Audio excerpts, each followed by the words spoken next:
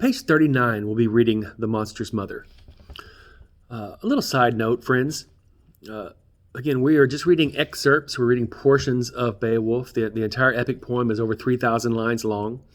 Sometimes maybe a little something that's an important detail is something that we aren't necessarily reading from our text. We've kind of skipped over some portions. And when we start this part, it's talking about a sword named Hrunting that you see right there at page 39. It's an important detail because that was a sword that had been used by Unferth. And Unferth and Beowulf, after Beowulf defeated Grendel, have made up, and Unferth apologizes for his behavior and coming after Beowulf that way. So when Beowulf goes to fight Grendel's mother, he takes Hrunting as a weapon to fight her, and Hrunting had been the sword of Unferth and of the Danes. All right, page 39, The Monster's Mother. Carrying the sword Hrunting, Beowulf goes to the lake where Grendel's mother has her underwater lair. Then, fully armed, he dives to the depths of this watery hell. He leaped into the lake, would not wait for anyone's answer. The heaving water covered him over. For hours he sank through the waves. Beowulf is such the greatest and strongest warrior on the planet. He dives for hours and apparently can hold his breath the whole time. At last he saw the mud of the bottom, and all at once the greedy she-wolf, who'd ruled those waters for 100 years, discovered him. Saw that a creature from above had come to explore the bottom of her wet world. She welcomed him in her claws, clutched at him savagely, but could not harm him, tried to work her fingers through the shirt, through the tight ring-woven mail on his breast, but tore and scratched in vain. Then she carried him, armor and sword and all, to her home. He struggled to free his weapon and failed. The fight brought other monsters swimming to see her catch, a host of sea beasts who beat at his mail shirt, stabbing with tusks and teeth as they followed along. Then he realized suddenly that she'd brought him into someone's battle hall. And there, above the water's heat, could not hurt him, nor anything in the lake attack him through the building's high arching roof. A brilliant light burned all around him, the lake itself like a fiery flame. So Beowulf dives into the water and for hours swims to the bottom, gets to the bottom, and Grendel's mother attacks him, and she grabs him, but the mail shirt protects him. Then other monsters are attacking him. Finally, he's fighting them all off. She gets him to the bottom into this hall that is kind of protected from the water. So he's inside a hall fighting Grendel's mother at the bottom of the sea. Line 594. Then he saw the mighty water witch and swung his sword, his ring-marked blade, straight at her head. The iron sang its fierce song, sang Beowulf's strength. But her guest discovered that no sword could slice her evil skin, that Hrunting could not hurt her, was useless now when he needed it. Much like her son had bewitched all men's weapons, he had had a spell where weapons couldn't hurt him. She apparently has the same magic to where even Hrunting, this great sword, isn't able to do her any damage. They wrestled. She ripped and tore and clawed at him, bit holes in his helmet. That too failed him. For the first time in years of being worn to war, it would earn no glory. It's the last time anyone would wear it. But Beowulf longed only for fame, leaped back into battle. He tossed his sword aside, angry. The steel-edged blade lay where he'd dropped it. If weapons were useless, he'd use his hands, the strength of his fingers. So fame comes to the men who mean to win it and care about nothing else.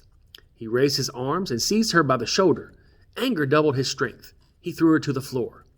She fell, Grendel's fierce mother, and the Geat's proud prince was ready to leap on her. But she rose at once and repaid him with her clutching claws, wildly tearing at him. He was weary, that best and strongest of soldiers. His feet stumbled, and in an instant she had him down, held helpless, squatting with her weight on his stomach. She drew a dagger, brown with dried blood, and prepared to avenge her only son. But he was stretched on his back, and her stabbing blade was blunted by the woven mail shirt wore on his chest. The hammered links held. The point could not touch him. He traveled to the bottom of the earth, Egithe's son, and died there if that shining woven metal had not helped. Holy God, who sent him victory, gave judgment for truth and right. Ruler of the heavens, once Beowulf was back on his feet and fighting. So their Hrunting doesn't work, so they're fighting kind of hand to hand. He throws her down. She jumps back and throws him down. She's very strong. She takes out a knife that's got dried blood on it. She's killed before with it. And she's stabbing at him, and the mail shirt holds, and she's not able to hurt him. Part 13.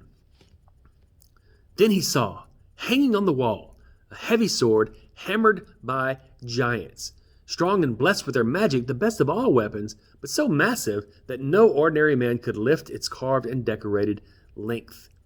He drew it from its scabbard, broke the chain on its hilt, and then Savage, now angry and desperate, lifted it high over his head and struck with all the strength he had left, caught her in the neck and cut it through, broke bones and all. Her body fell to the floor, lifeless. The sword was wet with her blood, and Beowulf rejoiced at the sight. His sword wasn't able to do her any damage, but as he's fighting, he looks up on the wall, and there's this huge sword. It was made by giants. No human being, except for Beowulf at that time, and of course today, maybe Jeffrey Johnson, someone as big as this, but no human being could even lift it, but he does, and he takes it, and it's a magical giant sword. He's able to use it against her, and he cuts off her head, and her body falls lifeless. So now he has defeated both Grendel and Grendel's mother. But before he goes back to the surface and celebrates his victory, he does this. Line 646.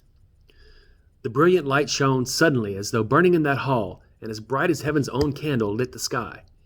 He looked at her home, then following along the wall went walking, his hands tight on the sword, his heart still angry.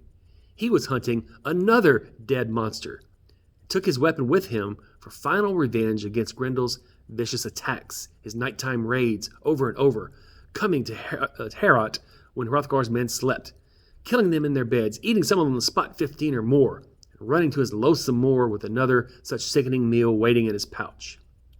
But Beowulf repaid him for those visits, found him lying dead in the corner, armless, exactly as that fierce fighter had sent him out from Heorot, then struck off his head with a single swift blow.